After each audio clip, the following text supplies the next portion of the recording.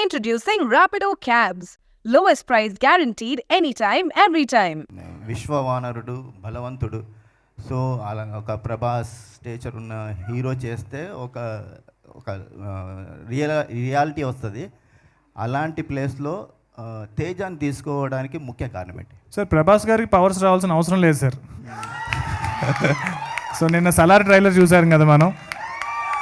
సలార్ ట్రైలర్లో ఆయనకి పవర్స్ అవసరం లేదు, ఆయనకి హనుమంతుడు ఇవ్వాల్సిన బలం లేదు, ఆయన ఆల్రెడీ అంత బలస్తుడు.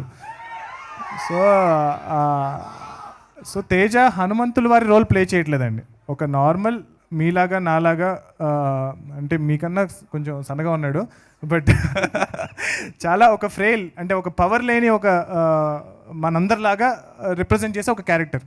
ఇప్పుడు మెయిన్గా సినిమా థీమ్ ఏంటి అంటే కనుక ఒక ధర్మం కోసం, ఒక రైటియస్నెస్ కోసం ఎవరైతే ఫైట్ చేస్తారో వాళ్ళకి ఎప్పుడు హనుమంతుడు వెనకాల ఉంటాడు అన్నది main theme of the film sir. So అలా తేజ వెనక ఎలా హనుమంతుడు ఉన్నారు, సో మీరు కూడా అందరూ ఆడియన్స్ ఎలాగైతే ధర్మం కోసం ఫైట్ చేస్తే మీ వెనకాల కూడా హనుమంతుడు ఉంటారు అన్నది మెయిన్ సినిమా థీమ్ సార్. కానీ మన పురాణాలను బేస్ చేసుకొని సినిమా తీసినప్పుడు ఎన్టీఆర్ నుంచి మొన్న రాఘవేంద్రరావు వరకు కూడా చాలా నిష్ఠతో చేశారు. Correct sir. మీరు ఈ సినిమాలో ఎలాంటి భక్తి నిష్ఠ ఎలాంటి పాటించారండి?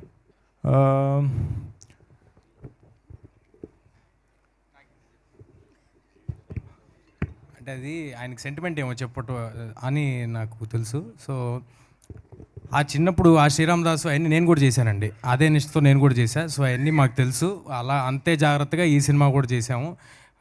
అట్లా అన్నిటికంటే ముందు మా సినిమా పట్ల డెడికేషన్, హార్డ్ వర్క్ ముందు నిలబడిందండి. సో మీరు ఇక్కడ చూస్తే స్టేజ్ మీద హనుమంతుల వారి విగ్రహం ఉంటే మేము చెప్పులు కూడా వేసుకోకుండా వచ్చాం. సో అలాగే చేసామండి, అంతే జాగ్రత్తగా చేసాం sir. Hi Prashant. Hi Prashant. Hi Srivatsan here. Sir చెప్పండి. మీరు జనరల్గా film isn't written, it gets